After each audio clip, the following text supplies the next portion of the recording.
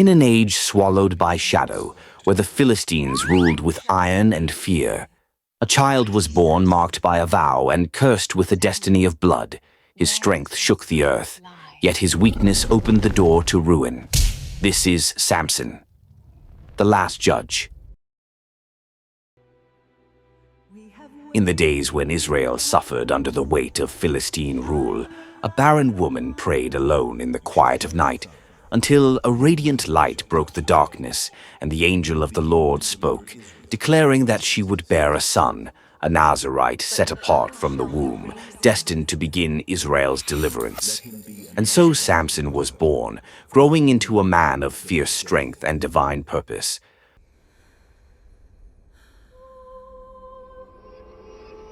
One day, Samson was walking to Timnah with his parents. One night in a moonlit valley, a lion charged at him, but the Spirit of the Lord rushed upon him, and he tore the beast apart with his bare hands, leaving him shaken, uncertain whether the power within him was a blessing or a burden. As he grew, so did the tension between Samson and the Philistines. At his wedding feast in Timnah, surrounded by laughter and blazing torches, he challenged his rivals with a riddle born from his own encounter in the wilderness. Out of the eater came forth meat, out of the strong came forth sweetness. The Philistines vowed to uncover its meaning, whispering among themselves, plotting in the shadows. And into this rising conflict stepped Delilah. Graceful, dangerous, her voice soft as silk. She coaxed him gently, asking where his strength lay, and though he misled her again and again, her persistence grew sharper, fueled by silver placed in her hands by Philistine lords hungry for revenge.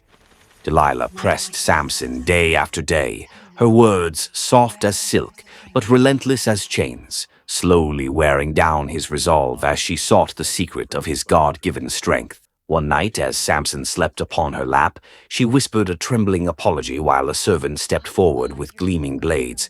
His hair fell in silent strands, the covenant cut away, and when the Philistines burst into the room, he rose to fight as before, only to find that the Lord's strength had departed from him.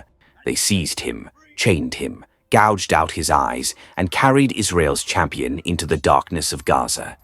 Yet even in that prison, pushing a millstone in blindness and humiliation, something unseen began to return. His hair, the sign of his vow, began to grow again.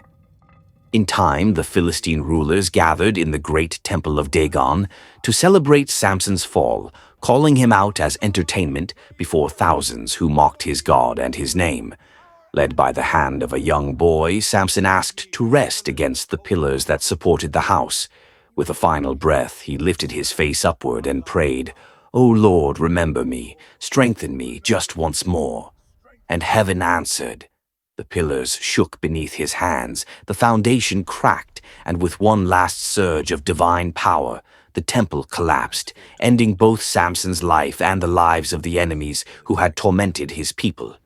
In death, he accomplished more than he had in life. A flawed hero, yet still God's instrument of deliverance, rising from prophecy to judgment, from strength to weakness, and finally from weakness to victory.